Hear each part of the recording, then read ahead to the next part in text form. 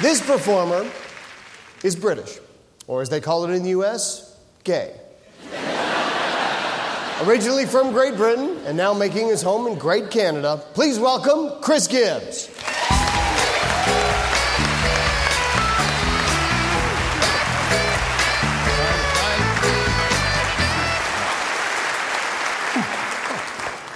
Well, hello. I'm British. No, don't get up.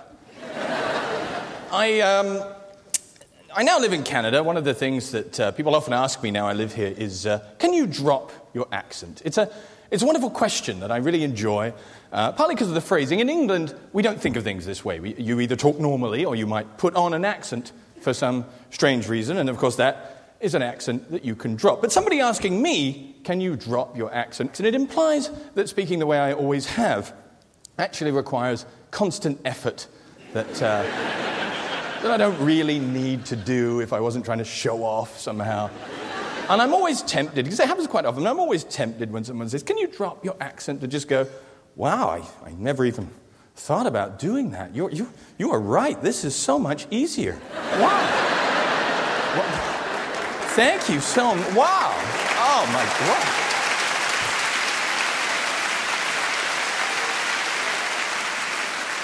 I'm not from here, I live here, which technically makes me an immigrant. And I am willing to admit that my experience as an immigrant, being British, is quite often very different to the normal immigrant experience. I often have to persuade people that I'm not a doctor, for instance.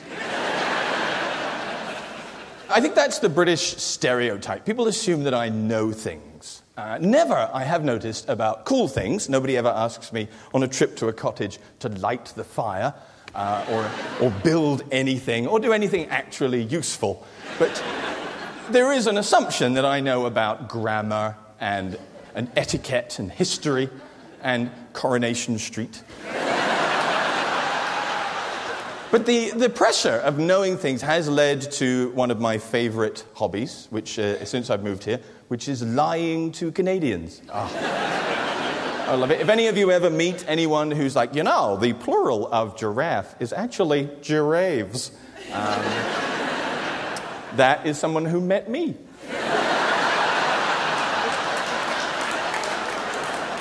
So, and the other one, which is kind of a little bit more insulting, is people are always shocked that I do not love the royal family. I'm sorry. This is one of the... See? Like you're shocked. That was a definite, non-stereotypical Canadian murmur.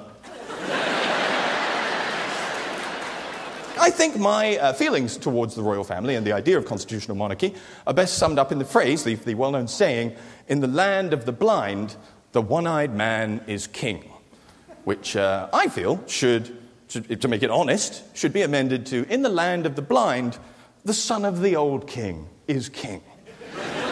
Let's stop pretending that kingship is based in any way on any kind of merit, because that's what that suggests. So we tell our kids that, and our kids go, one day I'll be in a situation where I see better than everyone else, and then I could be king. No, none of us here are ever going to be king or queen, except unless you redefine it. In fact,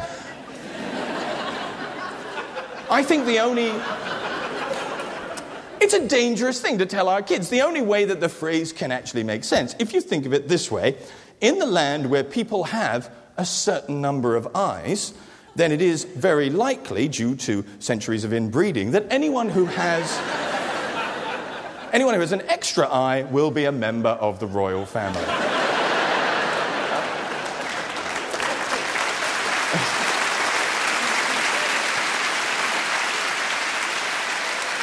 So I'm just going to briefly mention one of the things that happened recently after moving to Canada, a few years ago now, is I have a son. And my son is Canadian. It's quite lovely.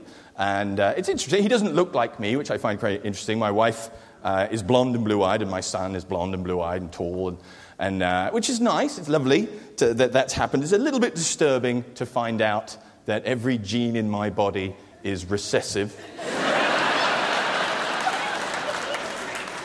It does show that the whole British thing goes very far on a genetic level, which is actually an interesting question that has come up from time to time, is people ask me, do you think he'll have your accent?